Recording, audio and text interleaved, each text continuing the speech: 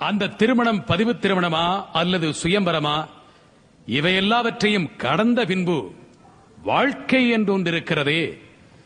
இந்த வாழ்க்கை மனிதனின் ஆரம்பத்திலிருந்தே ஒரு சவாலாகவே அமைந்திருக்கிறது. மனித வாழ்க்கையின் ஆரம்பமே சவால் என்பதை அர்த்தபுஷ்டியோடு விளக்கக்கூடிய ஒரு அறிஞர் இவர். பெரும்பாலான உரைகள் அந்த மண்டபத்திலே நாம் கேட்டு சிரித்து மகிழ்ந்து பாராட்டுவதோடு நம் நினைவு விட்டு அகன்று போகலாம். ஆனால் இந்த அறிஞருடைய கருத்துக்கள் நல்லெண்ண விதைகளாக, பசுமரத்தாணிகளாக உங்கள் இதயத்தில் பதியம் போட்டு வைக்கக்கூடிய கருத்துக்களை எளிமையான தமிழிலே ஒவ்வொரு வார்த்தையும் ஒவ்வொரு வசனமும் அனாவசியமாக உதிர்க்காமல் அற்புதமாக உரையாற்றக்கூடிய கலையை மிக இளம் வயதிலேயே கற்று சமீப காலங்களில் செல்லும் இடமெல்லாம் சிறப்பு சேர்த்த ஒரு இளைய தலைமுறையின் சொல் வேந்தராக வருகை தந்திருக்கின்றார். உங்கள் முன்னிலையில் இந்த அரங்கிலே அமர்ந்திருக்கும் ஒவ்வொருவரும் வயதெல்லை இல்லாமல் ஏற்றுக்கொள்ளக்கூடிய கருத்துக்களை முன்வைத்து உரையாற்றக்கூடிய சொல்வேந்தர் சுகி சிவம் அவர்கள். இதோ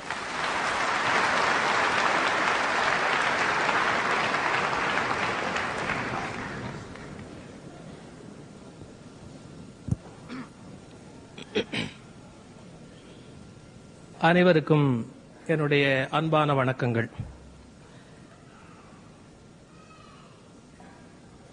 மிக சிறந்த நல்லறிஞர்கள் இங்கே உங்கள் முன்னிலையில் பேசியிருக்கிறார்கள். அவர்களுக்குள்ள ஒரு சின்ன வருத்தம், வழுக்கை பெரிய பிரச்சனையா போயிடுச்சு. அவங்க ரெண்டு பேருக்காக கவியரசு வைரமுத்து அவர்களுக்கு பின்னால இருக்குங்க. அது நான் பக்கத்துல உட்கார்ந்து பார்த்ததால ரொம்ப தெளிவா தெரிஞ்ச விஷயம். படையெடுப்பு முன்னாலேந்து சில பேர் நடத்துவாங்க, சில பேர் பின்னாலேந்து நடத்துவாங்க. அவருக்கு படையெடுப்பு பின்னாலேந்து வந்திருக்கு. கிட்டத்தட்ட 3 பேரும் அதே நிலைமை தான். தப்பிச்சவன் நான் மட்டும்தான். ஆனா அவங்களுக்கு ஒரு டிப்ஸ் சொல்லணும். வழுக்கைனா வயசாயிடுச்சுன்னு அர்த்தம் கிடையாதுங்க.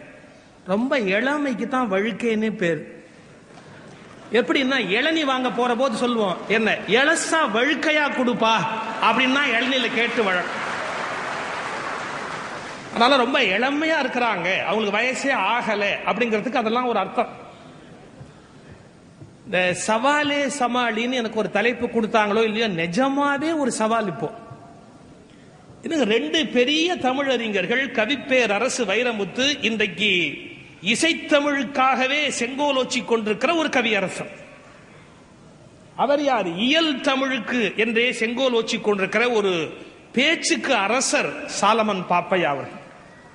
இப்படி 2 பேர் வலிமையாக தங்களுடைய கருத்தை வைத்து முடித்த பிறகு தன்னுடைய குரலிலேயே அமுதையும் தேனையும் குழைத்து வைத்திருக்கிற அறிவிப்பாளர் அப்துல் ஹமீத் அவர்கள் அறிவித்த பிறகு, 2 பெரிய தமிழறிஞர்கள் பேசிய பிறகு நான் பேசி மக்கள் இருந்து கேட்பது என்ற ஒரு கருத்தை வைத்திருக்கிறார்களே, இது எனக்கும் பெரிய சவால், கேட்கிற உங்களுக்கும் பெரிய சவால். காரணம், எந்த மனிதனாலும் தொடர்ந்து 40 நிமிடங்களுக்கு மேல் சிந்திக்க முடியாது. ஆனால் இந்தியாவில் பல பேர் சிந்திப்பதே கிடையாது. 40 நிமிடங்களுக்கு மேலே ஒரு மனிதனுடைய மூளை ஒரே விஷயத்தில் கவனத்தை செலுத்த முடியாது என்பதற்காகவே வகுப்பறைகளை அமைக்கிற போது 45 நிமிடங்களோடு பாடங்களை நிறுத்தி விடுகிறார்கள். ஆனால் இயற்கையின் அந்த அமைப்பையே சிங்கப்பூர் ரசிகர்கள் தோற்கடித்து 3வது மணி நேரம் ரசனையோடு வீற்றிருக்கிறார்கள் என்றால் இயற்கை உங்கள் முன்பு தோற்றுவிட்டது. நீங்கள் மிகப்பெரிய சவாலை சமாளித்திருக்கிறீர்கள். உங்களுக்கு என்னுடைய வாழ்த்து, பாராட்டு. தங்கமான நேரம் இந்த நேரம். அருமை நண்பர்கள், GMT நிறுவனத்தை சார்ந்த நம்முடைய அன்பர்களும் வசந்தம் சென்ட்ரல் நிறுவனத்தை சார்ந்தவர்களும் இந்த அழகான நிகழ்ச்சியை ஏற்பாடு செய்திருக்கிறார்கள். சகோதரர் முஸ்தபா அவர்களும் தமீம் அவர்களும், இன்னும் சிங்கை தொலைக்காட்சி, பல்வேறு அமைப்புகளுடைய துணையோடு இந்த விழாவை நன்றாக அமைத்திருக்கிறார்கள். அனைவருக்கும் என்னுடைய வாழ்த்து.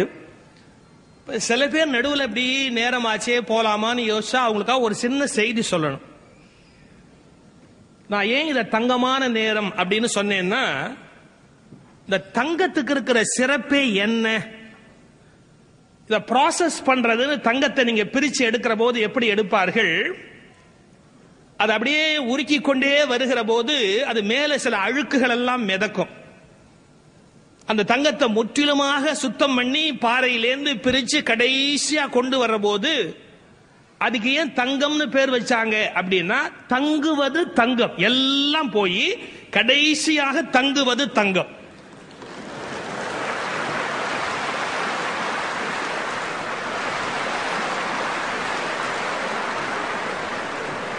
இந்த அழுக்கெல்லாம் இருக்கு பாருங்க, மேலேயே மிதஞ்சு நடுவுலயே அழுக்கெல்லாம் போயிடும்.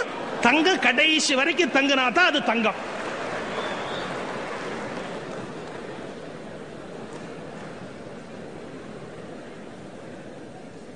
அழகா சொன்னார் நம்முடைய அப்துல் ஹமீத் அவர்கள், வாழ்க்கை ஒரு பெரிய சவால் அப்படின்னு. காதலை பற்றி கவியரசு அழகாக பேசினார். திருமணத்தை பற்றி பாப்பையா அவர்கள் மிக அழகாக பேசினார்கள். நாவரசர் அவர் ஒரு செய்தி சொல்லணும்னா, இந்த இமயமலை சாரல்ல ரெண்டு சாமியார் உட்கார்ந்து பேசிட்டு இருந்தார் பொழுது போகாம. ஒரு சாமி கேட்டார் இன்னொரு சாமியை பார்த்து, சாமி எப்படி சாமி ஆச்சுன்னார். சாமி எப்படி சாமி ஆச்சுன்னார். அதையே கேட்கிற சாமி அப்படின்ட்டு முதல் சாமி ஆரம்பிச்சது. எங்க ஊர்ல இந்த மாதிரி நான் காலேஜ் படிக்கிற போது ஒரு பொண்ணை லவ் பண்ண, அவளைத்தான் கட்டிக்கணும் ரொம்ப பிடிவாதமா இருந்தேன். கடைசியா திருமணம் நடக்கல. என்ன வாழ்க்கை அப்படின்ட்டு அந்த வாழ்க்கையை விட்டு நான் சன்னியாசியா வந்துட்டேன். ஊர் என்ன பேர் என்ன எல்லாம் இவர் கேட்டு முடிச்சிடு. உடனே அவர் திருப்பி கேட்டார், என் கதையை கேட்டுட்டு சாமி எப்படி சாமி ஆச்சுன்னார். அந்த பொண்ணை கல்யாணம் பண்ணதால தான் நான் சாமியாரா இங்க வந்தேன். இப்ப காதலிச்சவனும் சாமியாரா போயிட்டான், கல்யாணம் பண்ணவனும் சாமியாரா போயிட்டான்.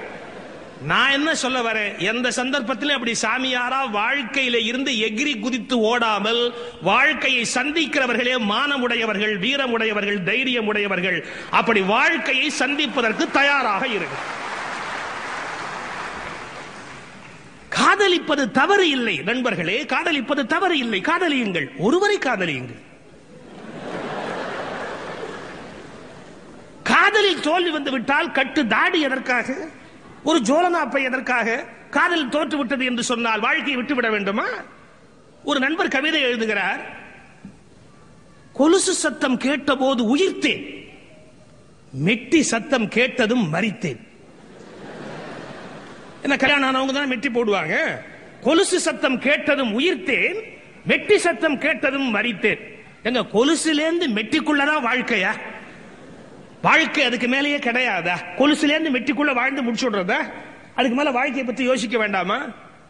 இயேசுநாதர் கல்யாணம் பண்ணிக்கல, இயேசுநாதர் காதலிக்கல, இயேசுநாதர் கல்யாணம் பண்ணிக்கல, உலகத்தின் ஒப்பற்ற பெரிய மனிதனாக வாழவில்லையா? மனிதர்கள் வாழ்வினுடைய ஒரு பகுதி தான் அது, அது வாழ்க்கை முழுமையா அல்ல. இதை முதலாவதாக புரிந்து கொள்ள வேண்டும். நான் காதலிக்கிறவங்களை வெறுக்கல, அந்த கிறுக்கு பயலுக ஐயாவுடைய ட்ரையலுக்கு வர்றேன். ஒரு 5 ரூபாய் நோட்ல, அந்த 5 ரூபாய் நோட்ல அவ கையெழுத்து போட்டுட்டான்னு வச்சுங்க, அதை இப்படி பாக்குறான், இப்படி பாக்குறான், மடிச்சு உள்ள வச்சுக்கிறான். 15 நிமிஷத்துக்கு ஒரு தடவை எடுத்து எடுத்து மறுபடியும் பாக்குறான். கிறுக்கு பயலே, ரிசர்வ் பேங்க் கவர்னர் கையெழுத்து போட்டாதாண்டா 5 ரூபாய் செல்லும், இவ கையெழுத்து போட்டா 5 ரூபாய் செல்லாதுரா. இது கூட தெரியலையே. அதை என்னமோ திருப்பி திருப்பி எடுத்து பார்த்து மடிச்சு வச்சு கண்ணில் ஒத்திக்கிட்டு காலில் வச்சுக்கிட்டு அதையே அப்படியே பார்த்துக்கிட்டே உட்கார்ந்து இருக்கிறான். வாழ்வில் காதல் என்பது ஒரு சந்தர்ப்பம், ஒரு நேரம், ஒரு காலகட்டத்தின் அவசியம். அது ஒரு வகையான உடல் தேவை. சில காலத்துக்கு பிறகு மனசின் நினைவுகள் அத்தோடு சரி. 20 வயதில் ஒருவனுக்கு காதல் வரவில்லை என்றால், 20 வயதில் ஒருவனுக்கு காதல் வரவில்லை என்றால் உடலில் ஏதோ கோளாறு என்று அர்த்தம். 40 வயதுக்கு பிறகும் காதலை பற்றியே பேசிக் கொண்டிருந்தால் அவன் மனசில் ஏதோ கோளாறு என்று அர்த்தம். மனிதர்களுக்கு ஒவ்வொரு வயதிலே ஒரு விவேகம், ஒரு தெளிவு, ஒரு ஞானம், ஒரு வாழ்க்கையை பற்றிய பார்வை தேவை. எவ்வளவு பெரிய வாழ்க்கை முன்பு விரிந்து கிடக்கிறது. அந்த வாழ்க்கையை எப்படி எடுத்துக்கொள்வது, அந்த வாழ்க்கையை எப்படி நடத்துவது, இந்த வாழ்க்கையை எப்படி சந்திப்பது, ஒவ்வொரு வினாடியும் போராட வேண்டியிருக்க. போராட்டம் இல்லாத வாழ்க்கை என்று ஒன்று இருக்கிறதா? நாம் தெரிந்தோ தெரியாமலேயோ ஒரு போர்க்களத்தில் தான் எப்போதும் இருக்கிறோம்.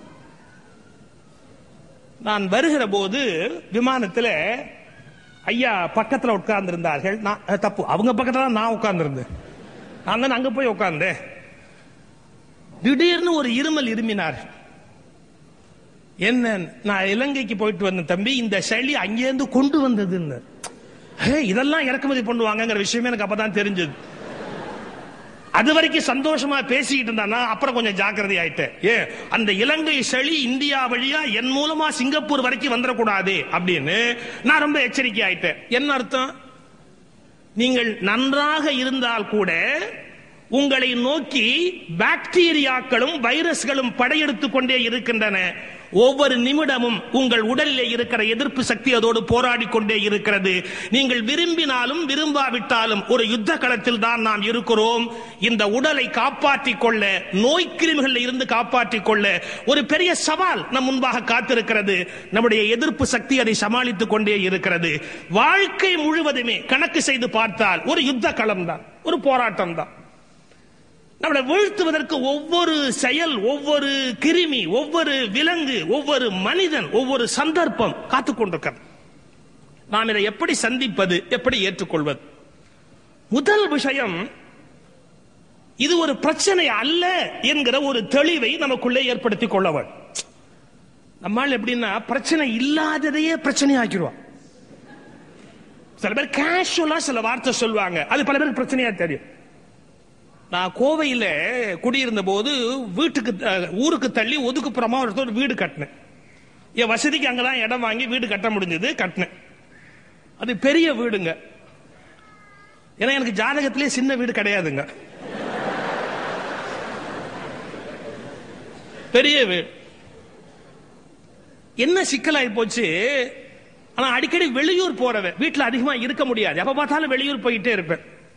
அது ஊருக்கு வெளியில வேற இடம். என் மனைவி சொன்னா, பயமா இருக்குதுங்க, நீங்க வேற அப்பவா பொட்டி எடுத்துக்கிட்டு ஊருக்கு போறீங்க, இது சோளக்காட்டை கொண்டாந்து வீட்டை கட்டி இருக்கிறீங்க, ஒரு பாதுகாப்பு ஒரு ஏற்பாடு வேணாமா? ஒண்ணு நீங்க இந்த வீட்டுல இருக்கணும், இல்லாட்டி இன்னொரு நாய் இருக்கணும்னா.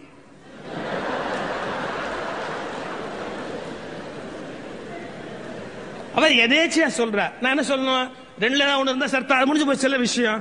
நீ என்ன, நீ நாய் இல்லாட்டி நான் சொன்னா அப்ப நான் என்ன நாயா? அவ அதுக்கு ஒரு வார்த்தை சொன்னா, இதான் உங்ககிட்ட ஒண்ணுமே பேசுறதில்ல, எது பேசினாலும் பிரச்சனையாக்குறது.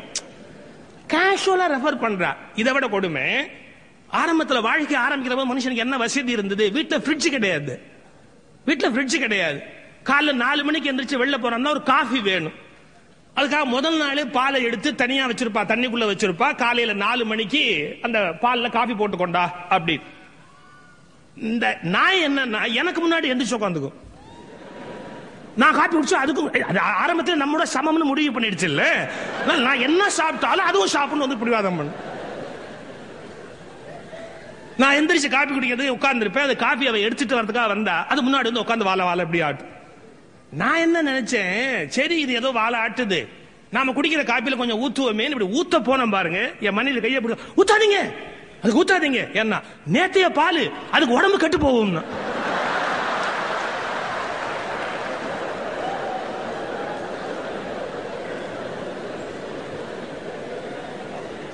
இது நான் எப்படி எடுத்துக்கணும்? ஒரு மதர் தெரசா மாதிரி ஒரு கருணை உடைய ஒரு மாதா அப்படின்னு எடுத்துக்கணுமே ஒழிய, உடனே மறுபடியும் அப்போ நாய் குடிச்சா கெட்டு போவோம், நான் குடிக்கலாமா? அது இது குடுக்கலாம். இது என்னன்னா, சில பேர் யார் எது சொன்னாலும் வாழ்க்கையில பிரச்சனையை ஆக்கிறதுக்குனே இருக்கிறோம். முதலில் இந்த மன நோயிலிருந்து வெளியில் வாருங்கள். இப்ப நான் சொல்ல போற தேரி சாதாரணமான விஷயம் அல்ல. ஏதோ உங்களை சுற்றி இருக்கிற எல்லோருமே உங்கள் எதிரிகள் என்றும், அவர்கள் உங்களை வீழ்த்துவதற்காகவே எப்போதும் காத்திருக்கிறார்கள், உங்களை அவமானப்படுத்துவதற்காகவே அவர்கள் பேசுகிறார்கள் என்றும் நீங்கள் நினைக்க தொடங்கினால் உங்களுக்குள் தாழ்வு மனப்பான்மை தோன்றிவிட்டது என்று அர்த்தம். நான் இன்றைக்கு கம்பீரமாக சொல்லுகிறேன், எந்த விதமான மனக்கலனமும் இல்லாமல் சொல்லுகிறேன். ஒருவேளை நான் வீழ்ச்சி அடையும்படியாக என்னை வீழ்த்தக்கூடிய ஒரு பேச்சாளனை கடவுளாலும் படைக்க முடியாது என்கிற தெளிவில் நான் இருக்கிறேன். காரணம், நான் அகங்காரத்தால் பேசவில்லை, ஆணவத்தால் பேசவில்லை.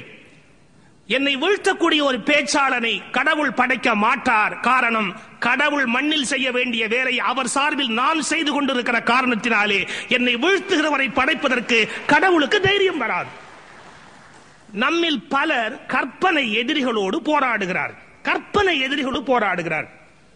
ஒரு மருமகளுக்கு மாமியாருக்கு எங்க பிரச்சனை வருது? கற்பனை பண்ணிட்டாங்க, எதிரியா கற்பனை பண்ணி டிக்ளேர் பண்ணிட்டாங்க. நான் என்ன பண்ணாலும் அவ குத்த சொல்லுவா, நான் உட்கார்ந்தா குத்தம், நின்னா குத்தம், அவ அப்படித்தான் பேசுவா.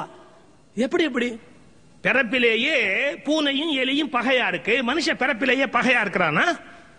அந்த எண்ணம் மனசுல அப்படியே உருவாயிடும். இயல்பிலேயே ஒரு எதிரியை கற்பனை பண்ணிக் கொள்கிறார்கள். அந்த எதிரியை பற்றியே எப்போதும் கவலைப்படுகிறார்கள். உங்கள் எதிரியை பற்றிய கற்பனையில இருந்து வெளியில் வாருங்கள். அந்த எதிரிகளை பற்றிய கற்பனைகளை நீங்கள் வளர்த்துக் கொண்டு விட்டால் நிஜமான போராட்டத்தில் தோற்று விடுவீர்கள். வாழ்க்கையில எது நிஜமான போராட்டம்? பணம் சம்பாதிப்பதா, புகழடைவதா, ஒரு இடத்தை பெறுவதா? இதுக்கு என்ன காரணம்? ஏன் ஒரு போராட்டம் நடந்து கொண்டே இருக்கிறது மனிதனுக்குள்ளே? எதையாவது சாதிக்க வேண்டும், ஏதாவது ஒன்றை அடைய வேண்டும். இப்ப மனிதனுக்காக போராடி கொண்டே இருக்கிறார். இன்னைக்கு நீங்க பாருங்க, 1 கோடி சம்பாதிச்சவர் ஏன் இன்னும் சம்பாதிக்க நினைக்கிறாரு? 1 கோடி ரூபாய் சம்பாதிச்சாச்சு, போறாதா? உட்காந்து சாப்பிடலாம், வசதியா இருக்கலாம், எல்லா சொத்தையும் ஒழுங்கா நிர்வாகம் பண்ணிக்கிட்டே இருந்தா போற, வேற ஒண்ணுமே பண்ண வேண்டாம். அவர் ஏன் மேற்கொண்டு சம்பாதிக்கணும்? ராக்ஃபெல்லர் ஒரு முறை விமானத்துல பயணம் பண்ணிக்கிட்டு இருக்கிறார். அவரோட ஒரு இளைஞர் பக்கத்துல உட்கார்ந்து இருந்தார். அவர் கேட்டாரா, இன்னும் நீங்க எதுக்கு அலையறீங்க? உலகம் முழுக்க சுத்தி சம்பாரிச்சு என்ன பண்ண போறீங்க? ஏற்கனவே நிறைய சம்பாரிச்சிட்டீங்களே, இன்னும் என்ன சம்பாதிக்க போறீங்க? அவர் சொல்றாரு, சரி, இந்த விமானம் கீழே இருந்து மேல வரத்துக்கு எவ்வளவு கஷ்டப்பட்டது தெரியுமா? எப்பவுமே பிளைட் அது டேக் ஓவர் பண்றது ரொம்ப கஷ்டம், மேல வரத்துக்கு ரொம்ப சிரமப்பட்டது. எல்லா என்ஜினையும் ஆன் பண்ணி எவ்வளவு சிரமப்பட்டு மேல தூக்குனாங்க தெரியுமா? ஆமா. இப்ப இந்த விமானம் சிரமம் இல்லாம பறக்குது இல்ல? ஆமா. இந்த விமானம் சிரமம் இல்லாம பறக்குதுன்னு சொல்லி விமானி என்ஜின் ஆஃப் பண்ண முடியுமா? பண்ண முடியாதுன்னா அதேதான் என் கதை. சிரமப்பட்டு மேல வந்துட்டு என்ஜின் ஆஃப் பண்ணா கீழே விழுந்துருவேன், அதனால கடைசி வரைக்கும் என்ஜின் ஓடிக்கிட்டே தான் இருக்கும், இதை நிறுத்த முடியாதுன்னா. இது வாழ்க்கையை பற்றிய ஒரு பார்வை. நீங்க மேல வரத்துக்கு கஷ்டப்பட்டீங்க, அப்புறம் மேல இருக்கிறத தக்க வைக்கிறதுக்கு கஷ்டப்படணும். எங்க அல்லது கீழே போயிடுவோமோ அப்படின்னு கீழே போக கூடாதுங்கிறதுக்காக அதே வேகம், அதே உழைப்பு, அதே போராடுதல் இருந்தே தீரவன். ரொம்ப பிலசாபிக்கலா யோசிச்சா இதெல்லாம் வேஸ்ட். நான் 2 சைடையும் பேசுறேன். ரொம்ப பிலசாபிக்கலா யோசிச்சா இதெல்லாம் வேஸ்ட். எதுக்கு சார் சம்பாதிக்கணும்? எதுக்கு சார் எல்லாத்தையும் வெட்டி முடிக்கணும்? ஒரு 8 வயசு பையன் ஈஸ்டர்ல உட்காந்து காலாட்டிட்டு இருக்கிறேன். அவங்க அப்பா போய் கேட்டாரு, என்னடா ஈஸ்டர்ல உட்காந்து காலாட்டுற?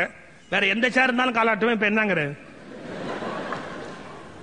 அறிவு இருக்கா அவனுக்கு? படிக்க வேண்டிய காலத்துல படிக்க மாட்டேங்கிறிய, படிச்சுட்டா என்ன வேலை கிடைக்கும்? வேலை கிடைச்சுட்டா கல்யாணம் பண்ணி வைப்பாங்க, அப்புறம் புள்ள பெற்றுக்குவேன், அப்புறம் வேலைக்கு ரிட்டையர் ஆவேன், ரிட்டையர் ஆனதுக்கு அப்புறம் ஈஸ்டர்ல உட்காந்து காலாட்ட வேண்டியதுதான். அவன் சொன்னா, ஆனா இப்ப காலாட்டிட்டு இருக்கிறல்ல, இதுக்கு இவ்வளோ கஷ்டப்பட்டு அப்புறமா காலாட்டுறதுன்னா முடியாது சார். இந்த கஷ்டத்துக்குள்ளெல்லாம் போய் 8 வயசுல காலாட்டக்கூடாது, 70 வயசுல உட்கார்ந்து ஈஸ்டர்ல காலாட்டமே ஒழிய கடைசியா காலாட்ட போறன்னு இப்பவே காலாட்டிட்டு இருக்க முடியுமா?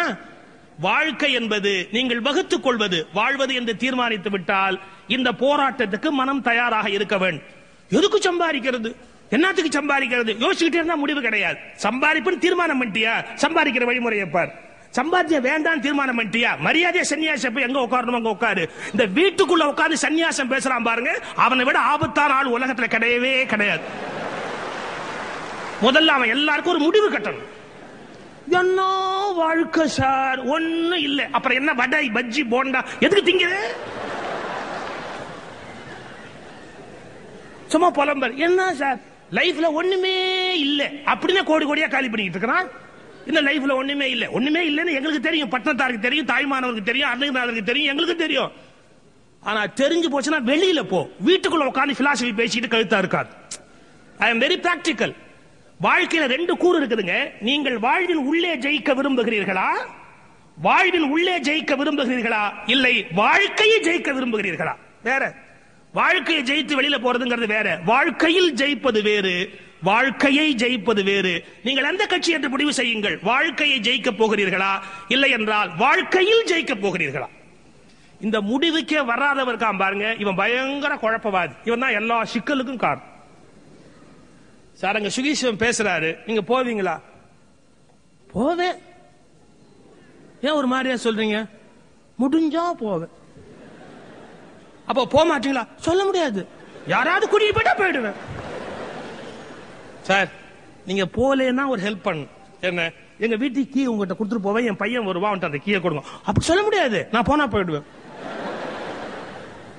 அப்ப நீங்க போனீங்கன்னா ஒரு காரியம் பண்ணுங்களேன். என்னன்னா, அங்க ஒரு சீட் போட்டு வைங்க, நான் வர வேண்டி இருக்கும். அப்படி சொல்ல முடியாது. வீட்லயே இருந்தாலும் இருப்பேன்.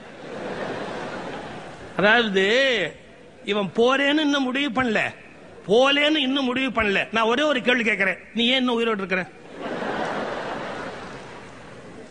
ஒரு டெசிஷன் எடுப்பா. வாழ்க்கையில் ஏதாவது ஒரு முடிவு எடு. முடிவுகள் உங்கள் தலையில் மீது வந்து உட்காருகிற வரை காத்திருக்காதீர்கள். முடிவுகளை நீங்கள் எடுக்க பழகுங்கள். முடிவுகள் தானாக வராது. நீங்களே முடிவுகளை முடிவுக்கு கொண்டு வாருங்கள். அப்போதுதான் வெற்றி உங்களை தேடி வரும்.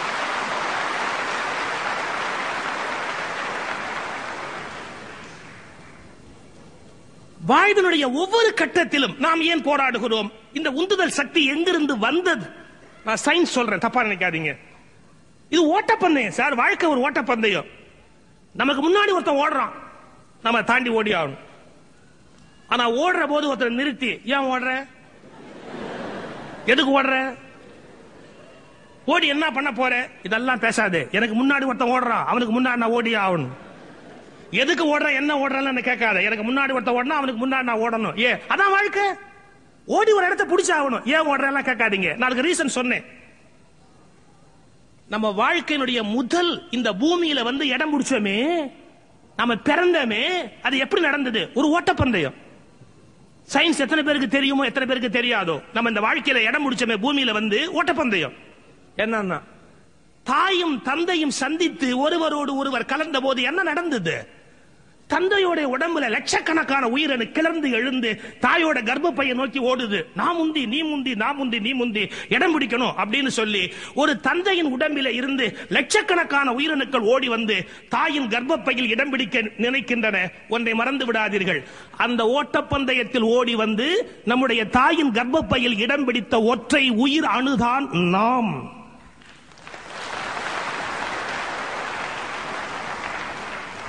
அந்த நேரத்தில் என் தந்தையில் இருந்து ஓடி வந்த உயிரணுக்கள் ஓட்டப்பந்தயத்தில் நான் ஜெயிக்காமல் வேறு அணு ஜெயித்திருந்தால் அது என் அண்ணனோ என் அக்காவாவோ இருக்குமே ஒழிய அது நானாக இருக்க முடியாது. எனவே நான் ஓடி ஜெயித்து என் தாயின் கர்ப்பத்தில் இடம் பிடித்தவன். எப்படி தாயின் கர்ப்பத்தில் இடம் பிடித்தேனோ அதுபோல இந்த பூமி தாயின் கர்ப்பத்திலும் ஒரு இடம் பிடிக்காமல் இந்த இடத்தை விட்டு நான் போக மாட்டேன். இந்த ஓட்டப்பந்தயம் தான் இயற்கையான உந்து சக்தியாக உங்களுக்குள்ளே இருக்கிறது. 10 பேர் பணக்காரனானால் அவனை விட பணக்காரனாகு. 10 பேர் புகழ் பெற்றால் அவனை விட பெரிய மனிதனாக மாறு.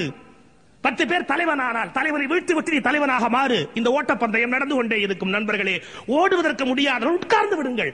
ஓட்டத்தில் அரைகுறையாக ஓடி போய் நீங்கள் உங்களுடைய காரியத்தை கெடுத்து விடாதீர்கள். ஓடுவதற்குரிய தைரியத்தோடு ஓடுங்கள். ஏன் ஓடுகிறோம், எதற்கு ஓடுகிறோம் என்ற கேள்வியை எழுப்பினால் நீங்கள் ஓட்டப்பந்தயத்திற்கு லாயக்கில்லை. தெளிவான ஒரு முடிவுக்கு வாருங்கள். வாழ்க்கையை ஜெயிக்க போகிறீர்களா, வாழ்க்கையில் ஜெயிக்க போகிறீர்களா? இரண்டு ஒரு முடிவெடுக்க வேண்டிய காலகட்டம். தயவு செய்து அதை பின்பற்றுங்கள். இப்போ உடனே பல பேர் கேட்பாங்க, சார் ஜெயிக்கணும்னு சொல்றீங்க, வெற்றி பெறணும்னு சொல்றீங்க, எப்படி ஜெயிக்கிறது? அதுக்கு பலம் எங்கேருந்து வரும்? பலம் எங்கேருந்து வரும்?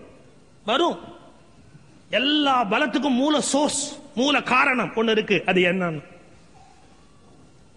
அந்த வெற்றி பெற வேணுங்கிற எண்ணம் உங்களுக்கு இருந்துட்டா வெற்றி பெறுவீர்கள். அந்த எண்ணமே இல்லைன்னா கடவுள் கூட உங்களை வெற்றி பெற வைக்க முடியாது. ஒரு குறள் சொல்றது உண்டு, கொஞ்சம் கற்பனையாகவும் சொல்றது உண்டு. திருவள்ளுவர் ஒரு பள்ளிக்கூடத்து இலக்கிய மன்ற விழாவுக்கு பேச போனாரு. பசங்களை பார்த்து ஒரு கேள்வி கேட்டாரு. தம்பி, தாமரைப்பூவோட உயரம் என்ன? சும்மா ஒரு கேள்வி கேட்பமே, பசங்களை பார்த்து ஒரு கேள்வி ஒரு கற்பனையா பேசுவாங்க. இப்படி கேட்ட உடனே ஒரு பையன் என்ன பண்ணா, அடுத்த பையனை பார்த்தான். இது நம்ம பசங்க டெக்னிக். யாராவது கேள்வி கேட்டா அடுத்த ஆளை பார்த்தான்னா அந்த கேள்வியை தூக்கி அவன் மேல போட்டாச்சுன்னு அர்த்தம். இனி அவனாச்சும் அந்த கேள்வியாச்சும் அதுக்கு எனக்கு சம்பந்தமே இல்லப்பா அப்படின்னு. அந்த பையன் ரொம்ப நேர்மையான பையன். திருவள்ளுவரையே நேரா பார்த்தான். என்ன அர்த்தம்னா, உன் கேள்வி நீயே வச்சுக்கியான்னு. திருவள்ளூர் நொந்து போயிட்டார். எங்க ஊர் பஸ்ல பிரயாணம் பண்ணியே திருவள்ளூர் நொந்து போயிட்டாரு. இது ஏன்னா தாமரப்பு உயரம் என்னன்னா ஒரு பயலுக்கு தெரியாத ஒரு பையன் பார்த்தா, சொல்லாட்டி தாடி விடாதுப்பா, சொல்லாட்டி தாடி விடாதுப்பா, ஏதாவது சொல்லு. உடனே ஏஞ்சான். தாமரைப்பூவின் உயரம் 2 அடி. திருவள்ளுவர் கேட்டார், ஏன் 3 அடி இருக்காதா? வச்சுங்க. எங்க வீட்டுதா உங்க வீட்டுதா, எப்படி சௌரியம் போல வச்சுங்க. திருவள்ளுவர் கசந்து போயிட்டார். என்னடா தாமரப்பு 2 2 3 3 ஒரு பையன் எழுந்தான். அவன் தான் கரெக்டா போல் சொன்னான், ஐயா உங்கள் கேள்வி தவறுன்னு. திருவள்ளுவர் கேட்டார், என்னடா என் கேள்வி தவறுங்கிற, என்ன சொல்லு, அதான் உண்மையான விடை. எப்படி சொல்றேன்? தாமரைக்குன்னு உயரம் என்னங்க இருக்கு? அதுக்கு ஒன்னே ஒண்ணு தெரியும், என்ன? தண்ணிக்கு மேல நிக்கணும்னு தெரியும். தண்ணி 5 அடி இருந்தா அதுக்கு மேல நிக்கும்.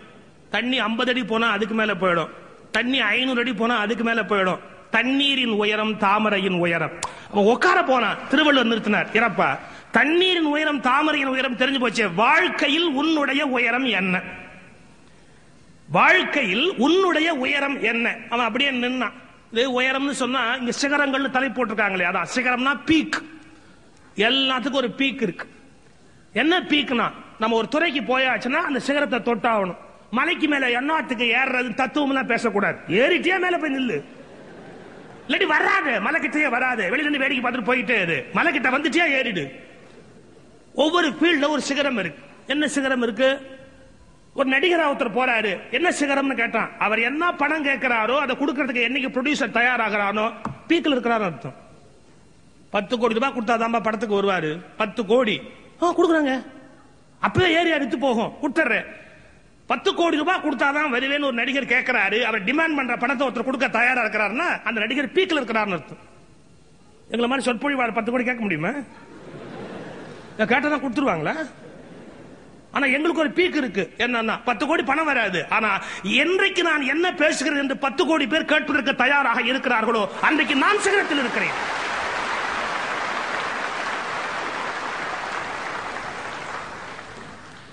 தன்னம்பிக்கை தான் வாழ்க்கை நண்பர்களே, தன்னம்பிக்கை தான் வாழ்க்கை.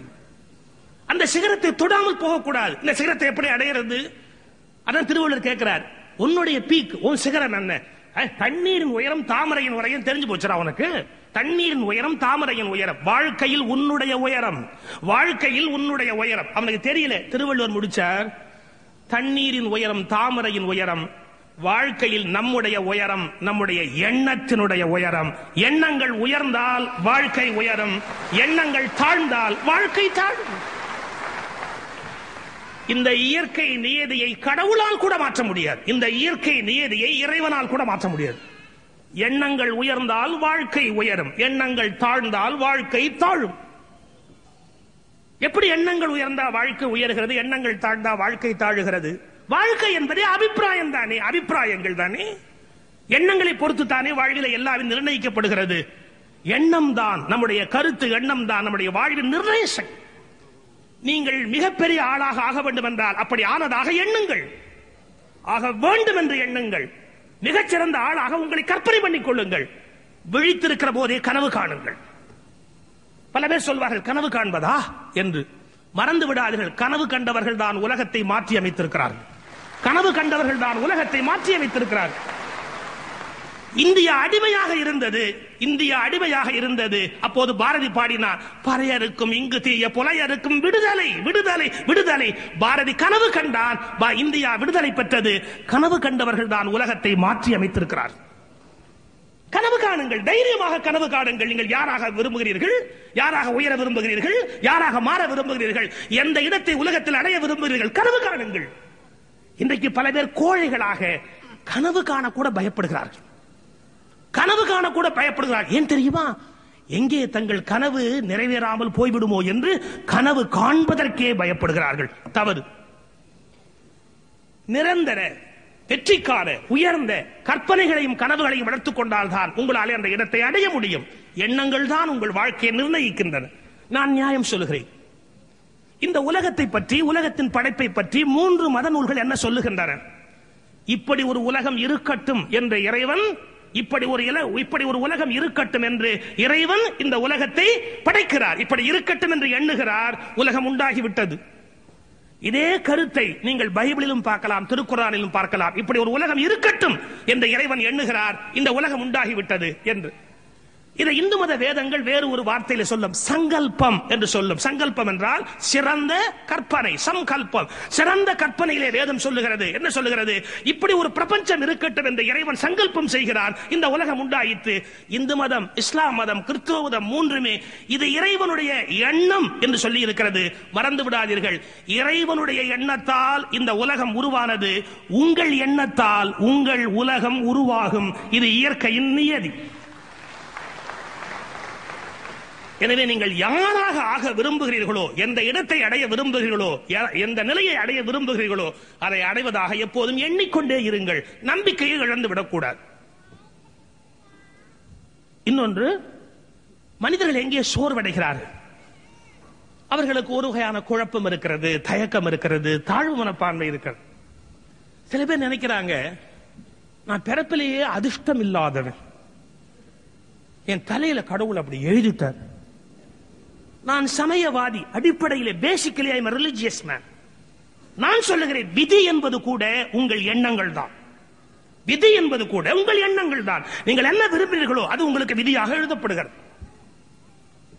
பல பேர் சொல்றாங்க, எனக்கு அதிர்ஷ்டமே கிடையாது.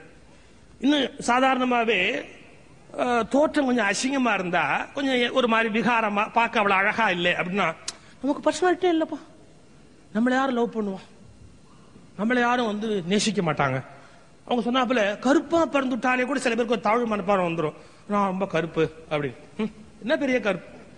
இந்தியாவுடைய இதிகாச நாயகன் ராமன், அவனே கருப்பு. இந்தியாவுடைய இதிகாச நாயகன் கண்ணன், அவனே கருப்பு. கருப்பா இருக்கலாம், நிமிர்ந்து உட்காருங்க. கிருஷ்ணன் லவ் பண்ணதை விடவா இன்னொருத்த லவ் பண்ண முடியும்? கருப்பா இருந்தா எப்படின்னா, பிளாக் மணி மாதிரி அது ஒரு அட்ராக்ஷன். ஒயிட் மணியை விட பிளாக் மணிக்கு ஒரு அட்ராக்ஷன் இருக்குல்ல. கருப்பா இருக்க ஒரு பிளஸ் பாயிண்ட். முதல்ல நான் இன்னைக்கு ஒன்று சொல்றேன் பாருங்க, நமக்கு எதை குறைன்னு எல்லாரும் சொல்றாங்களோ, இது ஒரு சாதாரண விஷயம் இல்ல. உங்களுக்கு எதை பிறர் குறை என்று சொல்லுகிறார்களோ அதுதான் உங்கள் பிளஸ் பாயிண்ட் என்று நினைக்க தொடங்குங்கள். உங்கள் வாழ்க்கை எப்படி மாறுகிறது என்று பாருங்கள். உங்களுடைய குறை என்று யார் எதை வர்ணிக்கிறார்களோ அதையே உங்களுடைய பிளஸ் பாயிண்டாக நினைக்க தொடங்குங்கள். அன்றிலிருந்து உங்களுக்கு ஒரு புதிய விதி எழுதப்படும். பஹ்ரைன் போய் தங்கி இருந்தேன். ஒரு தம்பதிகள் வீட்டில் தங்கி இருக்கிறேன். அவங்களுக்கு குழந்தை இல்லை. குழந்தை இல்லைன்னு சொன்னா நம்ம ஊர்ல என்ன பேச்சு பேசுவான்னு உங்களுக்கு தெரியும். நான் கேட்டேன் அவங்களே, கடைசியா குழந்தை இல்லைங்கிறது உங்களுக்கு வருத்தமா இல்லையா அப்படின்னு. அந்த அம்மா சொன்னாங்க, இல்லைங்க. இல்ல நீங்க செயற்கையா சொல்றீங்களா, நிஜமாவே சொல்றீங்களா? அந்த அம்மா சொன்னாங்க, நாங்க பஹ்ரைன் வந்துட்டோம், இங்க தங்கி இருக்கிறோம், நம்ம இந்தியால இருந்து பல பேர் இங்க வர்றாங்க. அதுல என்ன சிக்கல்னு கேட்டா, இங்க வர்றவங்க மறுபடியும் டிக்கெட் செலவு பண்ணி திருமணம் ஆனதுக்கு அப்புறம் பிரசவத்துக்கு ஊருக்கு போறதுங்கிறதுலாம் அவ்வளவு சுலபம் இல்ல. இங்க வந்துட்டு அந்த பெண்கள் திருமணமாகி தாய்மை பேர் அடைகிற போது டிக்கெட் செலவு பண்ணி இந்தியா திரும்ப முடியாத போது ரொம்ப சிரமப்படுறாங்க. நான் ஒரு பாலிசி வச்சுட்டேன். என்ன, எனக்கு குழந்தை இல்லைன்னு தெளிவா டாக்டர் தீர்மானம் பண்ணி சொல்லியாச்சு, இனிமே இல்லைன்னு ஆகி போச்சு. அதனால யாரெல்லாம் இங்க நம்ம இந்தியர்கள் இந்த மாதிரி குழந்தை பேருக்கு தாய்மை பேரோடு இருக்கிறாங்களோ அந்த பெண்களை எல்லாம் எங்க வீட்டுல கொண்டு வந்து வச்சு நான் தாயா இருந்து அவங்களுக்கு சாப்பாடு போடுவேன். டெலிவரி வரைக்கும் எங்க வீட்டுல வச்சிருப்பேன். என் வீட்டுக்கு வருவதற்கு அவர்கள் கூச்சப்பட்டால் அவர்கள் வீட்டில் போய் சமையல்காரியாக நான் வேலை செய்வேன் சொல்லிட்டு சொன்னாங்க. அது போல 36 பிரசவங்களை என் வாழ்க்கையில் பார்த்திருக்கிறேன். சொல்லிட்டு அந்த அம்மா முடிச்சாங்க, எனக்கு ஒரே ஒரு குழந்தை பிறந்திருந்தால் அந்த குழந்தையை மட்டுமே என் குழந்தையாக நினைத்து அவர்களுக்கு பிறந்த குழந்தையை பேரன் பேத்தியாக நினைத்திருப்பேன். இப்போது எனக்கு 36 பேரன் பேத்திகள் எல்லா ஜாதியிலும் எல்லா மதத்திலும் எனக்கு இருக்கிறார்கள். எனக்கு பிள்ளை பிறக்காதது கடவுள் எனக்கு கொடுத்த வரம். இருந்திருந்தால் நான் ஒரே குழந்தை மீது அன்பு செலுத்தி இருப்பேன். எனக்கு இல்லாததாலே நான் இன்றைக்கு எல்லா குழந்தை மீதும் அன்பு செலுத்துகிறேன் என்றார்களே. நண்பர்களே, உங்களுக்கு எது சாபமாக விதிக்கப்பட்டதோ அதை வரமாக மாற்றிக்கொள்ள பழகுங்கள். வாழ்க்கை உங்களுக்கு இனிமையுடையதாக மாறும். நான் கடவுளையே ஏமாற்றுகிறேன்.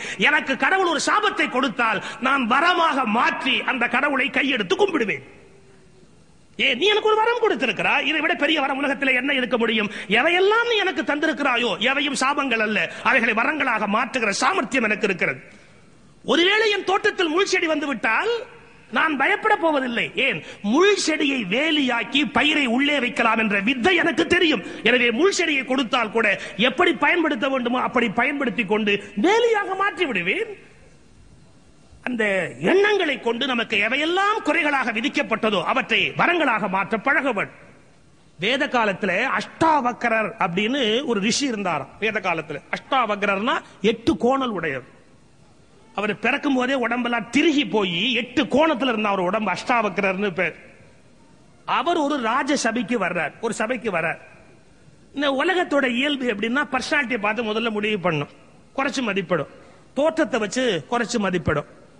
உலகம் அவரை பார்த்து சிரிச்சுது. 8 கோண ஒட்டகத்தை விட ஜாஸ்தி. உலகம் அவரை பார்த்து சிரிக்குது. சபைக்குள்ள நுழையிறார். ராஜாவே சிரிச்சுட்டான். அங்க இருந்த வேத பண்டிதர்கள்லாம் அவரை பார்த்து இப்படி சிரிச்சுட்டாங்க. அவர் ஒண்ணு சொன்னார், நான் இங்கு அறிவாளிகளும் படித்தவர்களும் இருக்கிற சபைக்கு வந்திருப்பதாக நான் நினைத்தேன். ஆனால் வந்த பிறகு ஒரு உண்மை தெரிந்தது, இங்கு செருப்பு தைக்கிற இயல்புடையவர்கள் பல பேர் இருக்கிறார்கள் அப்படின்னு. சபைக்கு கோபம் வந்துருச்சு. என்ன படிச்சவங்க சபையை எப்படி பேசுற அப்படின்னு. அவர் சொன்னார், உங்களுக்கு ஒரு உண்மை தெரிய வேண்டும். ஒரு விலங்கு கோணலாக போனால் கவலைப்படக்கூடியவன் செருப்பு தைக்கிற தொழிலாளி மட்டுமே. ஏனென்றால் அதன் தோலை பயன்படுத்த முடியாது என்று கோணலான விலங்குகளை பார்த்தால் இந்த தோல் பயன்படாது என்று வருத்தப்படுகிறவன் அந்த தொழிலாளி மட்டுமே. என் உடம்பு கோணலாக இருக்கிறது என்று நீங்கள் கவலைப்பட்டால் உங்களுக்கும் அவனுக்கும் என்ன வித்தியாசம் இருக்கிறது? என் அறிவை மதிக்காமல் உடம்பை எடை போட்டீர்களே, உங்களை நான் வேறு எப்படி சொல்ல முடியும் என்று கேட்டார். எனவே நம்முடைய தோற்றத்தை யாராவது குறைத்து சொன்னால் அதற்காக கவலைப்படக்கூடாது. ஒல்லியா பறந்துட்டேன், என் பல்லு எடுப்பா இருக்கு, என் கண்ணு கொஞ்சம் முட்டையா இருக்கு, என் நிறம் கொஞ்சம் கருப்பா இருக்கு, எனக்கு தோற்றம் ஒரு மாதிரி. தயவு செய்து இந்த எண்ணங்களை தூக்கி வெளியிலே எறியுங்கள். அது உங்கள் தவறு அல்ல. நீங்கள் கோணலாக பிறந்தீர்களா? நீங்கள் கருப்பாக பிறக்க வேண்டும் என்றே பிறந்து விட்டீர்களா? இல்லையே. அது இயற்கையில் நடந்து விட்ட ஒன்று. இதை குறித்து வருத்தப்பட வேண்டாம். அந்த தாழ்வு மனப்பான்மையில இருந்து ஒவ்வொரு மனிதனும் முதலில் வெளிவந்தாக வேண்டும். நமக்கு எவையெல்லாம் குறை என்று சொல்லுகிறார்களோ அவைகள் குறைகளே அல்ல என்கிற தெளிவுக்கு இரண்டாவதாக வந்தாக வேண்டும். மூன்றாவதாக ஒவ்வொரு கணத்தையும் பயன்படுத்தி எண்ணங்களை வலிமைப்படுத்தி அடைய வேண்டிய வெற்றியை நோக்கி நடந்து கொண்டே இருக்க வேண்டும். இதில் ஒருபோதும் சோர்வு, தன்னம்பிக்கை குறைவு இவை வரக்கூடாது. விடாத முயற்சி இருந்து கொண்டே இருக்க வேண்டும். ஆபிரகாம் லிங்கன் ஏழ்மையிலே வளர்ந்தவர். மறந்து விடாதீர்கள். மண்வெட்டியிலே கரித்துண்டிலே எழுதி அவர் படித்தவர். அவருக்கு படிக்க வசதி இல்லை, புத்தகங்கள் வாங்க பணம் இல்லை, நோட்டு புத்தகங்கள் வாங்க பணம் இல்லை. அவர் மண்வெட்டியிலே கரித்துண்டாலை எழுதி படித்தவர் ஆபிரகாம் லிங்கன். ஒரு காலத்தில் மண்வெட்டியில் கரித்துண்டால் எழுதிய ஆபிரகாம் லிங்கன் தான் பிறகு அமெரிக்காவின் தலையெழுத்தையே எழுதுகிற ஜனாதிபதி லிங்கனாக மாறினான். ஒரு மண்வெட்டியில் எழுதியவன் ஜனாதிபதியாக மாற முடியும் என்றால் நோட்டு புத்தகத்தில் எழுதுகிற நாம் ஜனாதிபதியாக மாற முடியாதா? அதற்குரிய தெளிவும் அதற்குரிய உறுதியும் நமக்கு வந்தாக வேண்டும். இதுக்கு என்ன பேர்னா பாசிட்டிவ் ஆட்டிடியூட். எல்லாத்திலும் பாசிட்டிவா நினைக்க பழகணும். சில பேர் சொல்லுவா, அது நான் போவேன் பஸ் போயிடும், அது நம்ம ராசியே அப்படி. அட இவ்வளவு பேசுறாங்களே, பகுத்தறிவை வளர்க்க வேண்டியவர்கள் கூட காலையில டிவியை திருப்பினா, மீனராசி நேயர்களே இன்று உங்களுக்கு ஆபத்தான நாள், என்கிட்ட ஒரு நாள் ஆட்சியை கொடுத்தா அப்படி சொல்றவனை எல்லாம் வாழ்நாள் முழுக்க ஆயுள் தண்டனை கொடுத்து உள்ள வச்சிருக்க. ரிஷபராசி நேயர்களே இன்றைக்கு வெளியில் போக இவனே போக மாட்டான், நீங்க வேற வெளியில் போக வேண்டாம், கடன் கிடைக்காது. காலைல ரேடியோ திருப்பினா டிவியை திருப்பினா இதையா சொல்றது? ரிஷபராசி நேயர்களே அப்படின்னா வெரி சாரி. வாழ்வில் யாரையும் சோர்வடைய வைப்பதற்கு எந்த மீடியாவுக்கும் உரிமை இல்லை என்பதை தயவு செய்து புரிந்து கொள்ளுங்கள். பலகீனப்படுத்துவதற்கு இத்தகைய மீடியாக்களை பயன்படுத்த மக்களே கோழைகள். ஏற்கனவே பல பேர் கோழையா இருக்கிறான். இன்னைக்கு நாளே உனக்கு சரியில்லை என்னன்னா எந்த நாளும் நல்ல நாள். ஏன்? நெஞ்சில் நல்ல எண்ணம் உடையவர்களுக்கு 365 நாளும் நல்ல நாள் தான்.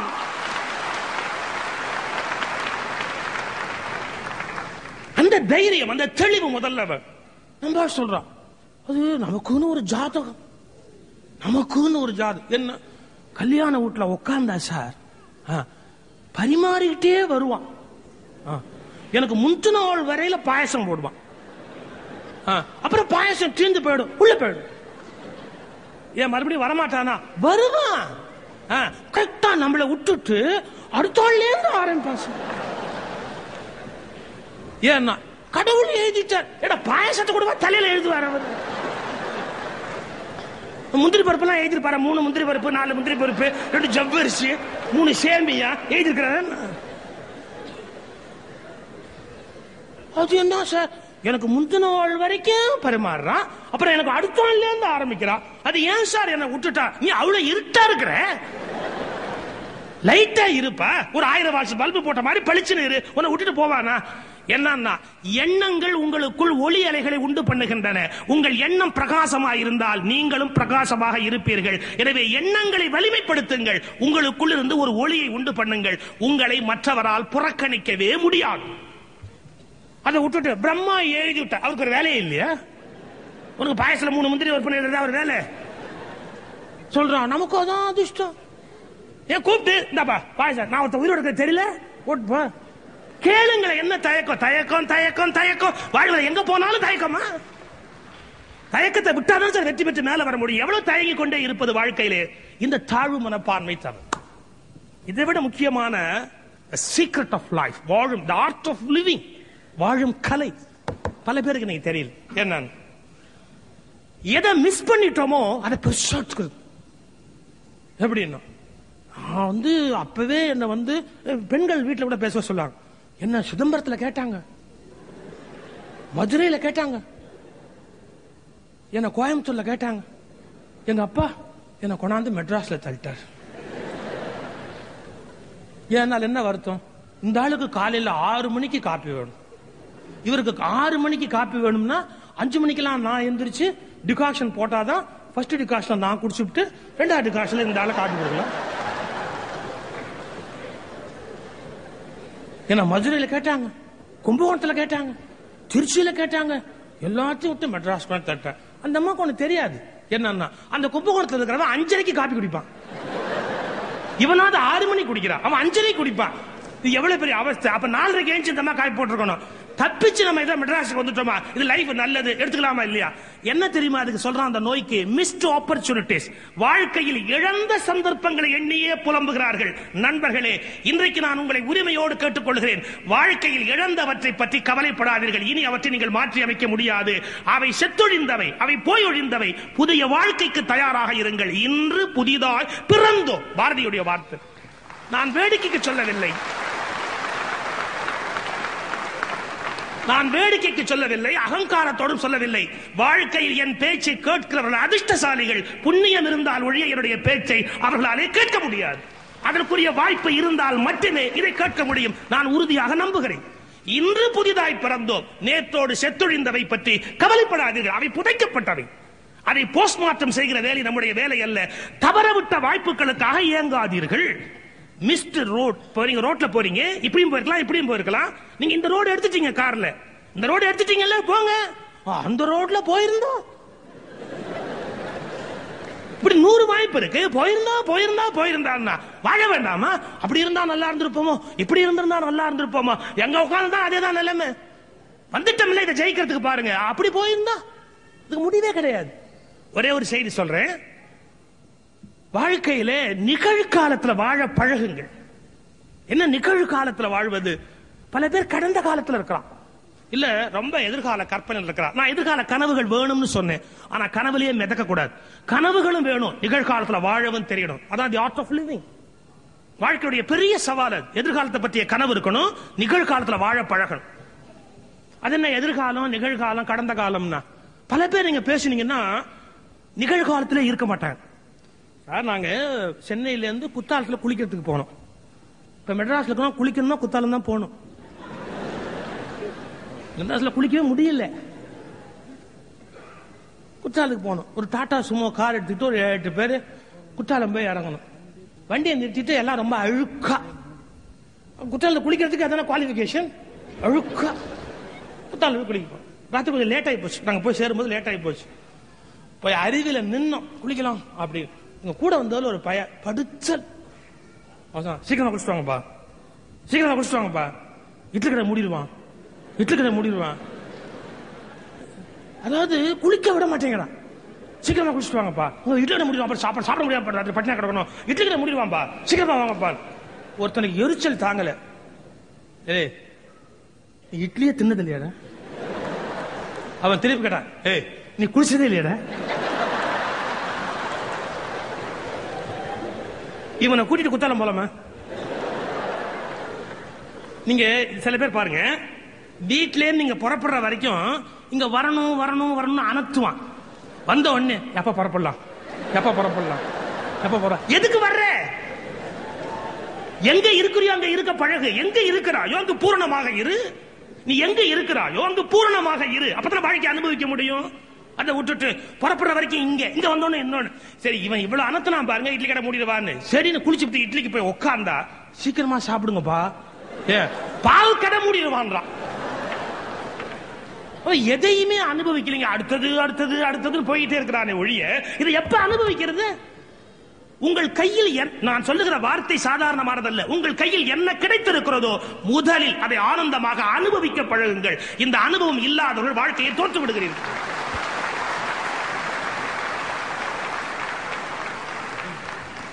கிடைத்திருக்கிற அரிய வாய்ப்பு அதை எப்படி இழக்க முடியும்?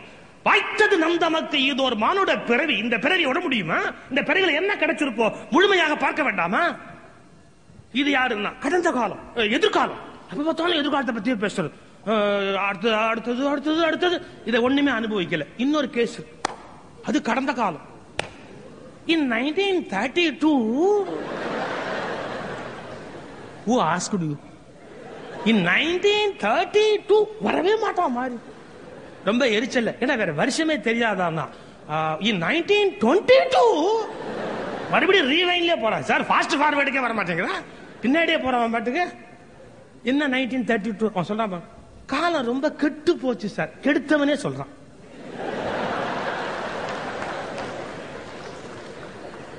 காலம் ரொம்ப கெட்டு போச்சு சார். என்ன கெட்டு போச்சு? 1930 சார் பவுன் 10 ரூபாய். 1930 சார் பவுன் 10 ரூபாய். இன்னைக்கு 4000 ரூபாய் விக்குது சார். அவன் கேக்குறான், 4000 ரூபாய் விக்குது, இந்த நாடு உருப்பிடும்? ரொம்ப நாட்டை பத்தி வர ஒரு பெரிய கவலையா? 1930 சார் பவுன் 10 ரூபாய் சார். இப்ப பாருங்க 4000 ரூபாய் பவுன் விக்குது, இந்த நாடு உருப்பிடும்? அப்போ ஒருத்தன் கேட்டான், ஏய் 10 ரூபாய் வித்த பவுன் நீ ஒரு பவுன் வாங்கல, 4000 ரூபாய் வித்த பவுன் நீ வாங்கல, அது என்ன விலை வச்சா உனக்கு என்னடா? கரெக்ட். இவன் எப்பவுமே வாங்க போறது இல்ல. வாங்காதவனுக்கு எது என்ன விலை வித்தா என்ன கவலை? 1930, 1920, 1910 வெரி சாரி. இவர்கள் ஆபத்தானவர்கள். நண்பர்களே, இவர்களை விட்டு விலகி இருக்க பழகுங்கள். இவர்கள் கடந்த காலத்துக்கு அழைத்து போய் உங்களை கல்லறையிலேயே மீண்டும் வைத்து விடுவார்கள். பழைய விஷயங்களை தெரிந்து கொள்ளுங்கள், சரித்திரங்களை புரிந்து கொள்ளுங்கள், வரலாற்றை படியுங்கள். வாழ்க்கையை மாற்றி அமைப்பதற்கு அவை துணையாக இருக்கும். ஆனால் அதில் தேங்கி விடாதீர்கள். எதிர்கால கனவுகளையும் கற்பனைகளையும் வளர்த்துக் கொள்ளுங்கள். ரெக்கை கட்டிக் கொண்டு ஆகாசத்தில் இருந்து விடாதீர்கள். ஏனென்றால் நீங்கள் வாழ வேண்டியது ஆகாசத்திலும் அல்ல, கல்லறையிலும் அல்ல, பூமியில். அது நிகழ்காலத்துக்கு சொந்தமானது. எனவே நிகழ்காலத்தை தொலைத்துவிட்டு எதிர்காலத்தில் நீங்கள் அடைவதற்கு எதுவும் இல்லை. நிகழ்காலத்தை பாதுகாப்பாக கையில் வைத்துக் கொள்ளுங்கள். உங்களை வளர்ப்பதற்குரிய முயற்சியை மேற்கொள்ளுங்கள். அது எண்ணங்களால் மட்டுமே சாத்தியம். இந்த உலகம் என்பது நம்முடைய அபிப்பிராயத்தை பொறுத்தது. இந்த உலகத்தில் பல விஷயங்கள் நம்முடைய அபிப்பிராயங்களை பொறுத்தது. நான் சென்ற முறை வந்த போதே சொன்னேன், என்னன்னா எனக்கு உடம்பு சரியில்லை என்பது உண்மை அல்ல. ஒருவர் சொன்னால் எனக்கு உடம்பு சரியில்லை என்பது உண்மை அல்ல. எனக்கு உடம்பு சரியில்லை என்று மருத்துவர் சொன்னால் அது மருத்துவரின் அபிப்பிராயம், அவ்வளவுதான். அது மருத்துவரின் அபிப்பிராயம், அவ்வளவுதான். ஏன் என்னுடைய கேஸ் ஹிஸ்டரி இன்னொரு டாக்டர் பார்த்துட்டு சொல்றார், ஒண்ணுமே இல்ல சார், ஏன் சார் பயப்படுறீங்க அப்படிங்கிறார். அது அவருடைய அபிப்பிராயம். எனவே உங்கள் நோய் கூட நோய் அல்ல, உங்கள் அபிப்பிராயங்களாகவே இருக்கலாம். அபிப்பிராயங்களை மாற்றினால் பல பேர் நோய்களில் இருந்து வெளியில் வரலாம். ஒத்த தலைவலி என்ன உடவே விடாது. என்ன எழுதி வச்சிருக்கா, உன்னோட தான் கூட கொடுத்த எழுதி வச்சிருக்க, ஒத்த தலைவலி என்ன உடவே விடாது அப்படின்னா இது ஒரு அபிப்பிராயம். இந்த அபிப்பிராயத்தை விட்டு வெளியிலே வாருங்கள். கண்டிப்பாக நீங்கள் வெற்றி பெறுவதற்குரிய வழிமுறை எவ்வளவோ இருக்கிறது. ஒட்டுமொத்தமாகவே இந்த உலகம் என்பது நம்முடைய பார்வையை பொறுத்து. ஏன் இதுக்கு பார்னு பேர் வச்சா தெரியுமா? நீங்கள் எப்படி பார்க்கிறீர்களோ அப்படியே இது தெரிவதால் இதற்கு பார் என்று தமிழிலே பெயர் வைத்தார். எப்படி பார்க்கிறோமோ அப்படித்தான் நமக்கு வாழ்க்கை தெரிய போக. எனவே எல்லாத்திலும் ஒரு பாசிட்டிவ் ஆட்டிடியூட். நாம் வெற்றி பெற பிறந்தவர்கள், நாம் ஜெயிக்க பிறந்தவர்கள். எவ்வளவு தோல்விக்கு மத்தியில் பாரதி பாடுகிறான், எடுத்த காரியம் யாவினும் வெற்றி, எங்கு நோக்கினும் வெற்றி, மற்றும் அங்கே விடுத்த வாய்மொழிக்கு எங்கனும் வெற்றி, வேண்டினேன் எனக்கு அருளினள் காளி, எங்கு நோக்கினும் வெற்றி, எதிலும் வெற்றி. எப்படி தோல்விக்கு மத்தியிலே பாரதியால் கம்பீரமாக கர்ஜிக்க முடிந்தது. எனவே உயர்ந்த எண்ணங்களை வளர்த்துக் கொண்டு வெற்றி பெறுவோம் என்ற நம்பிக்கையை வைத்துக் கொண்டு நாமே நமக்கு ஒரு பிரச்சனையாக இல்லாமல், உலகத்தில் எல்லோரையும் எதிரியாக கருதாமல் இயல்பான வெற்றியை நோக்கி நகரத் தொடங்கினால் கண்டிப்பாக அவர்களுக்கு வாழ்க்கை ஒரு பெரிய பிரச்சனை அல்ல. அதை ஜெயிக்கக்கூடிய சகல பலமும் அவர்களுக்கே இருக்கிறது. சோம்பிப்படுத்தால் படுக்கையே உனக்கு சாக்காடு. சோம்பிப்படுத்தால் படுக்கையே உனக்கு சாக்காடு. எழுந்து நட, பூமியே ஒரு பூக்காடு.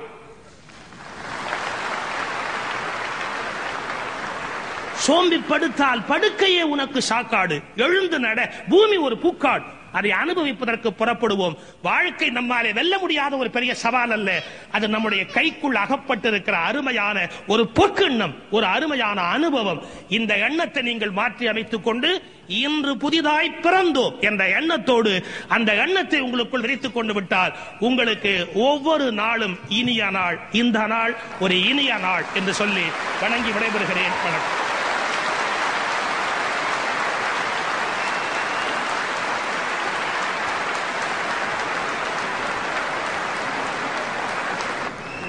நன்றி. அதனால்தான் சுகி சிவம் அவர்களுடைய உரை ஒரு முத்தாய்ப்பாய் அமையும் என்று நான் கூறினேன். அந்த அமோக கரகோஷம் அவர் நெஞ்சை குளிர்வித்திருக்கும்.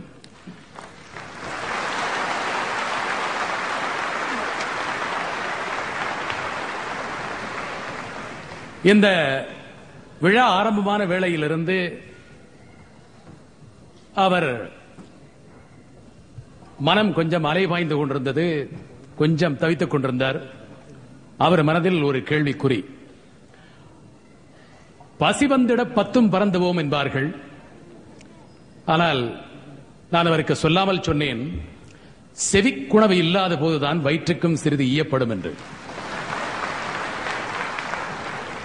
அவர் பேச வரும் பொழுதே சிலர் தங்கள் ஆசனங்களில் இருந்து இறங்கி படியிலே வந்து கொண்டிருந்தார்கள். இன்னும் கொஞ்சம் கவலைப்பட்டார்.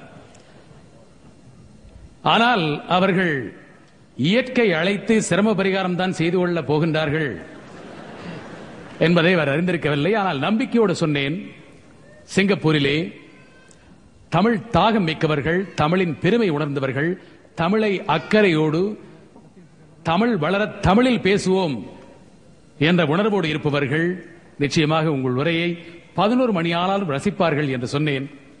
தரங்கிலே ஒரு ஆசனம் கூட காலி இல்லாமல் நிரம்பி நின்று அந்த உரையை கேட்டது மட்டுமல்ல, பல வினாடிகள் தொடர்ந்து ஒலித்தது கரகோஷம்.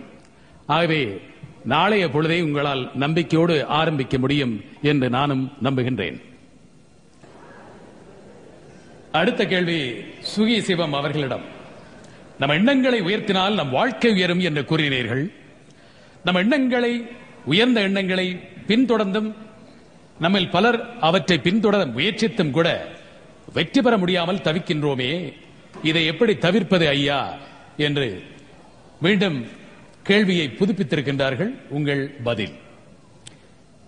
நான் இவ்வளவு நம்பிக்கையை வலியுறுத்திய பிறகும்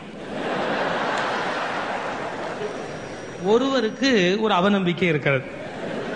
எண்ணங்கள் இருந்தாலும் நான் அதன் பிறகு தோற்று போனாலும் அதற்கு ஒரு விடையை தெரிந்தே முதல்ல ஒன்று சொல்லுகிறேன். நம்முடைய எண்ணங்கள் சரியானதாக இருக்க வேண்டும். 2, அப்படியும் அந்த எண்ணம் இப்போது நிறைவேறவில்லை என்றால் நாம் எண்ணுகிற எண்ணத்தில் வலிமை குறைவு என்பதுதான் பொருளே ஒழிய அது தோற்று போகும் என்று பொருள் அல்ல. ஒரு மூட்டையை தூக்குறோம், முதல்ல மூட்டையை தூக்கிட முடியுமா? முதல்ல ஒரு 5 கிலோ ரேஷன்ல, எங்க ஊர்ல 5 கிலோன்னு சொல்லி 4.25 கிலோ கொடுப்பாங்க ரேஷன்ல. அதாவது கவிதை கூட எழுதினார், ரேஷன்காரருக்கு குழந்தை பிறந்தது எடை குறைவாக. அந்த 4.25 கிலோ பைய தூக்குறதுக்கு முதல்ல கஷ்டப்படுவோம். அப்புறம் என்னன்னா 4.25 தூக்கி 8.25 தூக்கி 10, 15 கிலோ, அப்புறம் 50 கிலோ தாஜ்மஹாலை தூக்கி,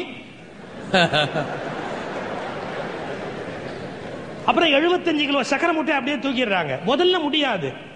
எப்படி உடல் பலத்தை உடற்பயிற்சி மூலம் விருத்தி செய்து கொள்ளுகிறீர்களோ அப்படி மனோபலத்தை மனப்பயிற்சி மூலம் விருத்தி செய்து கொள்ளவர். மனசுக்கு எக்ஸசைஸ் பண்ணணும். இன்னைக்கு நடக்கும், இப்படி நடக்கும், திரும்பி திரும்பி அந்த எண்ணங்களை வலிமைப்படுத்தணும். ஒரு உதாரணம் சொல்றேன்.